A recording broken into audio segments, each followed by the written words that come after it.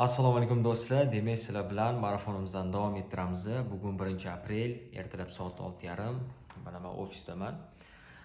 Demak, siz bilan bugun bitta juda ham katta xato va prinsip haqida gaplashamiz. Agar bu prinsipga siz amal qiladigan bo'lsangiz, juda ham ko'p vaqtingizni va pulingizni tejashingiz mumkin bo'ladi.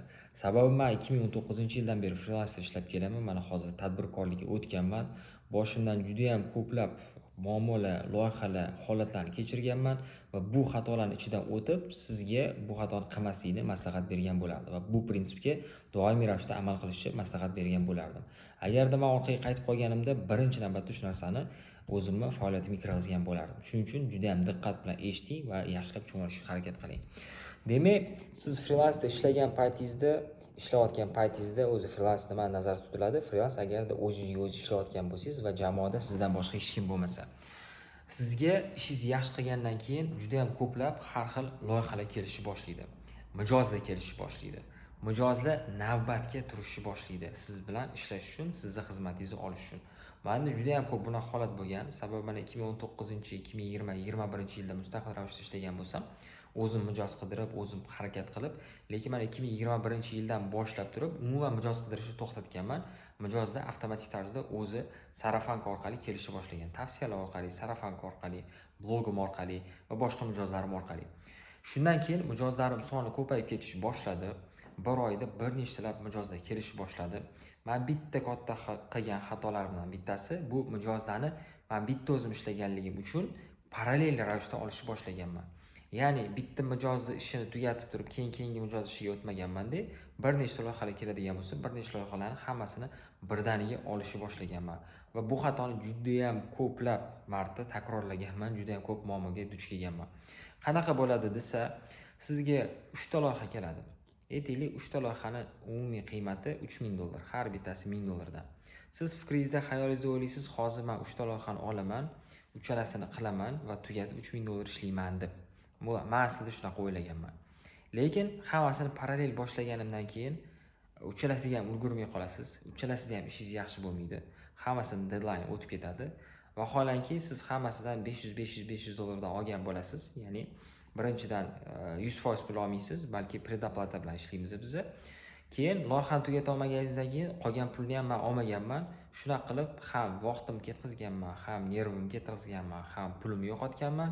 O'sha loyihani oxirigacha bitira olmaganman va mijozlarim ham ko'pchiligi juda ham noqulay vaziyatga tushirib qo'yganman.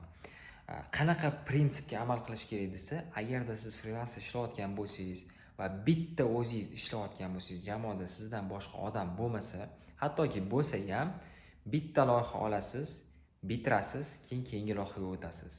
Bitta loyiha olasiz, bitirasiz, keyin keyingi loyihaga o'tasiz.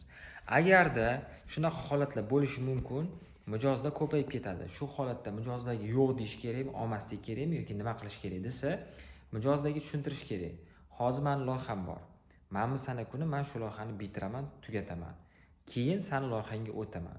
Bu loyiha bitmaguncha men yangi loyihani boshlayman, sababi bu narsa meni ishimning sifatiga, ishimni aytaylik shu natijasiga qattiq yomon ta'sir qilishi mumkin va seni ishingda ham xuddi shunaqa holat bo'lishi mumkin. Shuning uchun ketma-ket ishlayman deb tushuntirish kerak bo'ladi.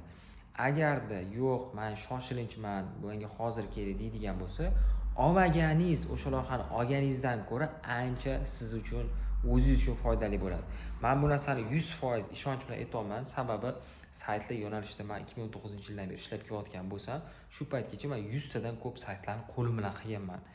200-300 ga yaqin mijozlar bilan uchrashganman, gaplashganman, kommunikatsiya qilganman va umumiy hisobda 250 ga yaqin har xil loyihalarda qatnashganman, o'zim tepasida turganman. Shuning uchun men bu narsani aniq bilaman. O'sha loyihani olganingizdan ko'ra siz uchun foydaliroq bo'ladi.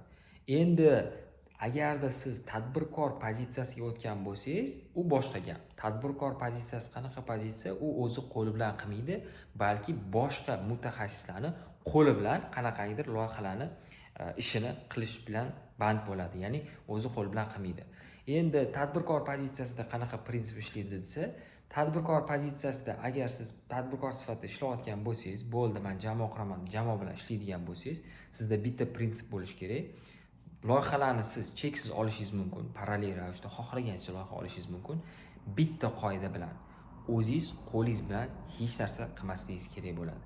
Qo'lingiz bilan ham qilib, ham parallel ravishda ishlab, ham parallel ravishda ishlaringizga loyihalarni topshiradigan bo'lsangiz, yana xuddi shunaqa fail bo'ladi. Yana xuddi shunaqa muammolarga kirib ketasiz. Yana xuddi shunaqa vaqtingiz, kuchingiz, energiyangiz, nervingiz, obro'yingiz, reputatsiyangiz yo'qoladi. Bu qoidani agarda menga ertaroq kimdir aytganda, juda ham ko'plab muammolardan qutulgan bo'lardim. Juda ham ko'plab muammolarga duch kelmagan bo'lardim. Juda ham ko'proq pul ishlagan bo'lardim. Lekin afsuski men bu xatolardan o'tib, qilib, shu muammolarning ichiga kirib, keyin tushunib yetganim uchun mana hozir sizlarni bu xatolarni takrorlamasliginglar uchun mana video formatda chiqaryapman. Agarda kimda shunaqa muammo bo'lgan bo'lsa, kommentariyaga yozib qoldiring, fikrlaringizni yozib qoldiring, savollaringizni yozib qoldiring. Barchaga rahmat. Ertaga sizlar bilan ko'rishamiz.